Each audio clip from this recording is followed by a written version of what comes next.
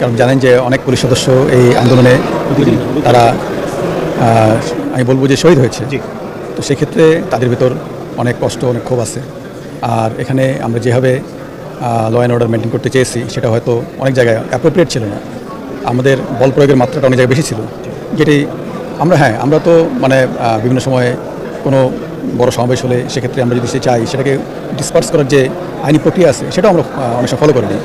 আর এটা আপনারা বুঝেন যে এটাকে আমাদেরকে এই কনফারেন্সে যেতে হয়, সেই জায়গায় আমরা কিন্তু অনেক জায়গায় নিজেরাও আমাদের অনেক সদস্য ক্যাজুয়ালিটি হয়েছে, আক্রান্ত হয়েছে। তো এখান থেকে উত্তরণের জন্য আমরা যেটা করতেছি, আমরা প্রতিটি জায়গায় আমাদের যেসব পুলিশ সদস্য যারা আইনি প্রক্রিয়ার বাইরে কাজ করতে চেয়েছে, যারা আইনি কাঠামোর বাইরে কাজ করেছে, যারা চেন অফ কমান্ড মানে নেই, যারা নিজেদের খেয়াল খুশির মতো পুলিশকে ব্যবহার করতে চেয়েছে, তাদেরকে আমরা সলভ করতেছি। নাম্বার 1।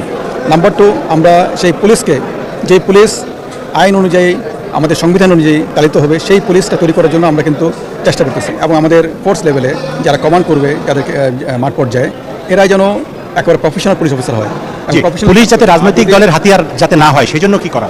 তো পুলিশকে যদি সে প্রফেশনাল পুলিশ অফিসার হয়, হাতিয়ার হওয়ার কোনো সুযোগ নাই রাজনৈতিক দলের। হাতিয়ার হলে he or she will be taken to task.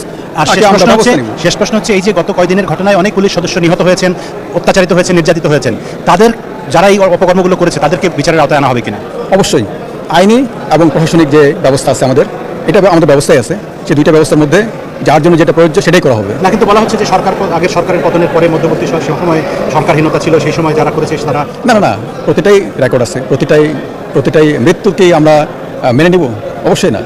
যেখানে যার যে অপরাধ, যে তার যে লাইন ক্রস করছে, সেটাকে অবশ্যই আমরা আমলে নিয়ে তদন্ত করে ব্যবস্থা নিব।